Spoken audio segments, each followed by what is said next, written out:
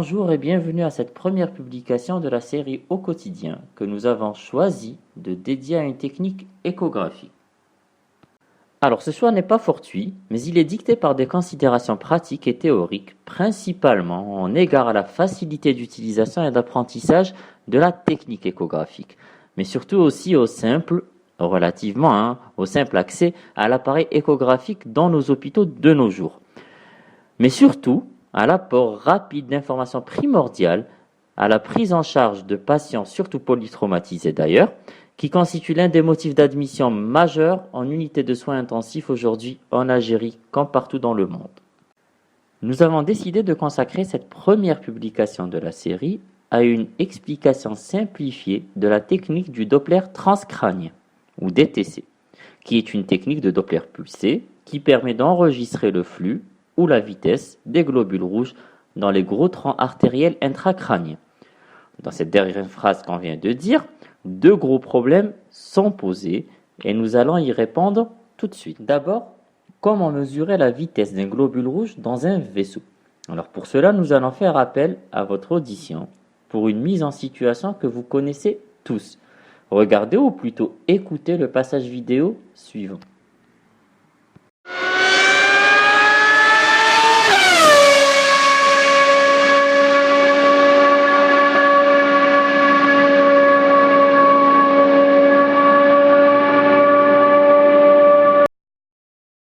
Qu'avez-vous remarqué? Rien? Repassons un petit peu l'extrait.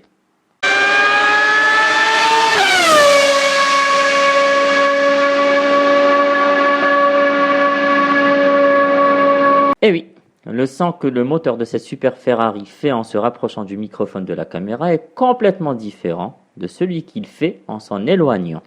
De la même manière, l'étude de la différence entre les ultrasons émis et les ultrasons reçus par une sonde Doppler permet de mesurer la vitesse des globules rouges ou vélocité qui est exprimée en centimètres. La mesure de la vélocité dépend fortement de l'angle formé par le vaisseau étudié et le faisceau d'ultrasons que nous lui appliquons.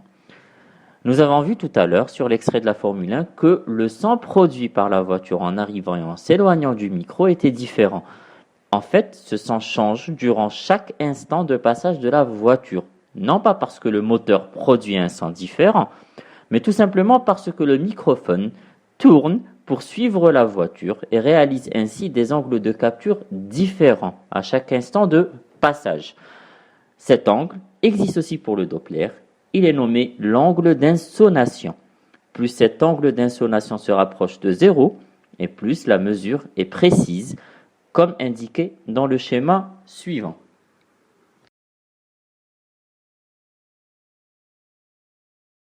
Deuxième problème soulevé tout à l'heure, quelle artère faut-il viser?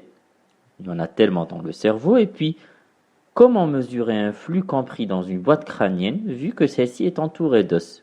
Alors pour le comment mesurer, 3 fenêtres ont été décrites pour ces mesures. Il y a une fenêtre en transtemporale, en transorbitaire et en sous-occipital. Pour ce qui est du quoi mesurer, on sait que l'artère cérébrale moyenne qui naît de la carotide reçoit environ 70% du flux cérébral total. Plus facile d'accès en fenêtre temporale, si bien que son anatomie permet naturellement un angle d'insonation proche de 0. Elle constitue, vous l'aurez compris donc, le reflet le plus proche et le moins biaisé de la perfusion cérébrale. Pour procéder en pratique, après avoir sélectionné le mode DTC sur l'appareil, nous appliquons notre sonde sur la fenêtre temporale qui est située juste au-dessus de l'arcade zygomatique, en arrière de la loge orbitaire. En mode bidimensionnel, nous recherchons les repères échographiques qui sont représentés par les pédoncules cérébraux. Basculons en mode couleur afin de retrouver notre artère cérébrale moyenne.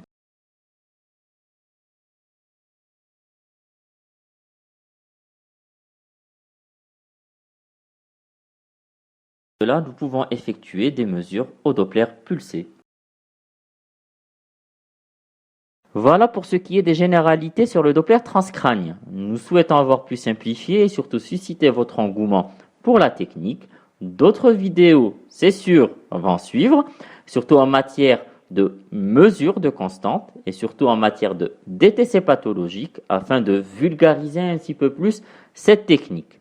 Enfin, restez branchés au quotidien.